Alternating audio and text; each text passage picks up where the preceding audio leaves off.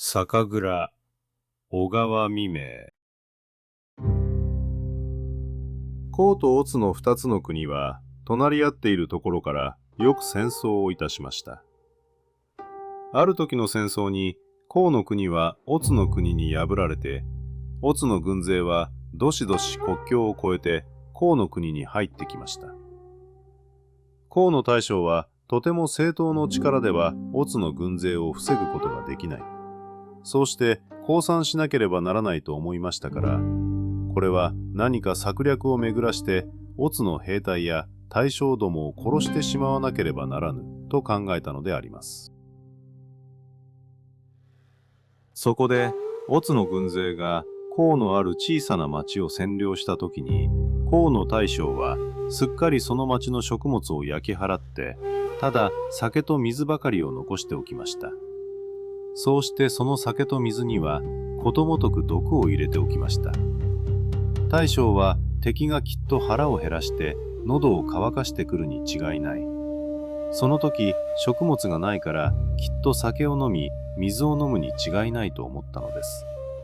そうしてこの町から逃げて行きました。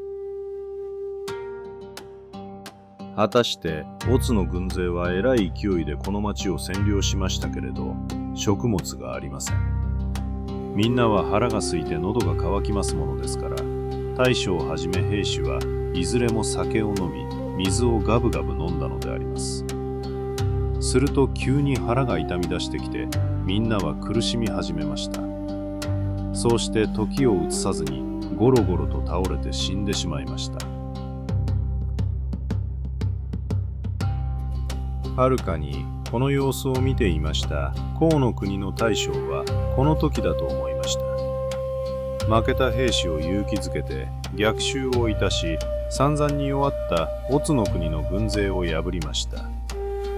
思わぬことに矛先をくじいた乙の軍勢は負けて退却いたしますと、今度は甲の軍勢は急に勢いを盛り返して逃げる乙の軍勢を追って行きました。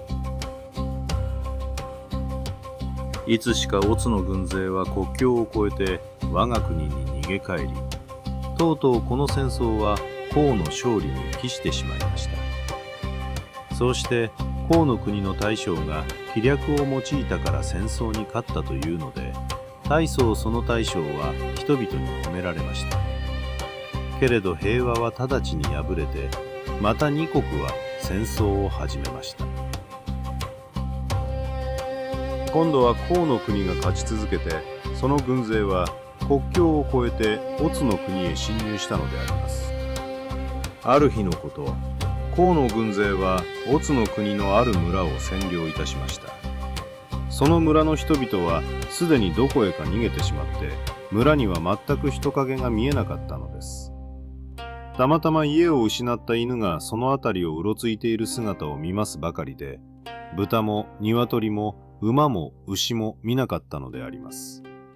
それは村人が逃げるときに敵に渡すのを惜しんで連れて行ったり、また殺して焼き捨ててしまったりしたのであります。甲の国の大将はこの寂しい火の消えたような村の中を見回りました。どこかに食べ物が隠してないかと思ったのであります。けれどどこにも食料品がなかったのです。大将は微笑みました。そうして心の内で言ったのです。はっは、これはいつか俺が敵を困らしてやった策略をそのまま俺に当てはめようとするのだな。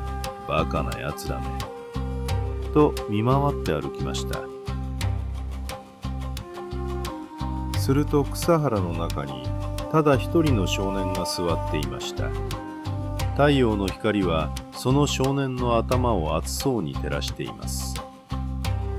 お前はそこで何をしているのだと大将は少年に声をかけました。私はびっこです。みんなと一緒に逃げることができませんから仕方なくこうしています。と答えました。お前はどの井戸や酒蔵に毒を入れたか知っているに違いない。それを教えればよし、教えないと承知をしないぞ。と大将は言いました。少年はこの村の3軒の酒蔵だけには毒が入っているが、他は毒が入っていないと告げました。これを聞いた大将は考えていましたが、やがてみんなに命令を下して、みんなは3軒の酒蔵の酒を飲め、その他はどれも毒が入っているぞ、と叫びました。兵士たちは争ってその3軒の酒蔵へ飛び込みました。大将も行って酒を飲みました。そして一人残らず死んでしまいました。少年は嘘は言わなかったのであります。